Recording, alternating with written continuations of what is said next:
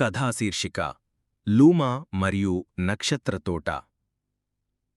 పలుకుబడి ఉన్న ఓ నిశ్శబ్దమైన లోయలో చాలా కాలం క్రితం ఆకాశం నుండి నక్షత్రాలు మాయమయ్యాయి. రాత్రులెప్పుడూ మసకగా ఉండేవి. ప్రజలు కలలు కనే తత్వాన్ని మరిచిపోయారు. కాని ఒక అమ్మాయి, లూమా మాత్రం కాదు. ప్రతి రాత్రి లూమా తన నోట్బుక్లో నక్షత్రాల్ని గీసేది. అవి ఎలా ఉండేవో గుర్తుచేసుకునే ప్రయత్నం చేస్తూ. ఆమె నమ్మింది, అవి అంతగా మాయమవ్వలేదు, ఏదో చోట దాగిపోయి ఉన్నాయని. ఒక వానజల్లుల మధ్యాహ్నం లూమా తన అమ్మమ్మ అటిక్లో ఒక పాత పుస్తకాన్ని కనుగొంది. ఆ పుస్తకంలో ఒక ప్రకాశించే పటం నక్షత్రతోటకు దారి చూపించే రహస్య మార్గాన్ని చూపించింది. లూమా తన బ్యాగ్లో తన స్కెచ్బుక్, ఒక తీపానీ ఫ్లాస్క్ మరియు ఆ పటం పెట్టింది.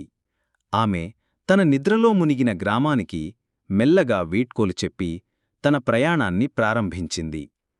ఆమె వెండి నదిని ల్యాంటర్న్ వెలుతురుతో దాటివచ్చింది. పాత జిగురురాళ్లమీద జాగ్రత్తగా నడుస్తూ అవి చంద్రాకారంలో మెరిసిపోతుండగా. ఎక్కిన కొండలో ప్రతిధ్వని అడవి ఏర్పడింది. ఆ అడవిలోని చెట్లు మరిచిపోయిన పాటల్ని చప్పరించేవి. నక్షత్రాలు గుర్తుపెట్టుకున్నాయి అని గాలిలో ఎవరో తలపోసినట్లు అనిపించింది. ఆమె ఒక అతిపెద్ద లోయపై ఒక రాతివంతెనను చూసింది. అది ఒక నిద్రలో ఉన్న రాక్షసుడిలా ఉండేది. అతని ఛాతీ మెల్లగా పైకి కిందకి కదులుతోంది. కొండశిఖరంలో ఒక పాత గాలిచక్రం కనిపించింది. అది కేవలం గాలి సరిగ్గా వీస్తే మాత్రమే మాట్లాడేది. ఆ రాత్రి అది మెల్లగా తిప్పుకుంటూ చెప్పింది, స్కై రూట్ చెట్టెక్కు. ప్రపంచం చివరి అంచున ఆమె దాన్ని చూసింది. Sky root. అది దాని కాండం వెండి వెలుగుతో మెరిసింది. దాని కొమ్మలు మేఘాల మధ్యకి విస్తరించాయి. ఆమె ఎక్కింది. ఎక్కుతూనే ఉంది. గాలితో తయారైన పక్షులు ఆమె పక్కగా దూకాయి. మెరుపు పతంగులు దారి చూపించాయి. లూమా గుండె గట్టిగా కొట్టుకొంది.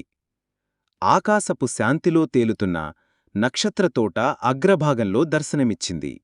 నక్షత్రాల రూపంలో పువ్వులు మేఘాల మధ్య తేలియాడుతున్నట్లుగా. ఒక మృదువైన శబ్దం ప్రతిధ్వనించింది. ఒక కాంతితో నిండిన జీవి బయటకు వచ్చింది. ఒక రక్షకుడు. ఒక నక్షత్రాన్ని తీసుకో, అది చెప్పింది.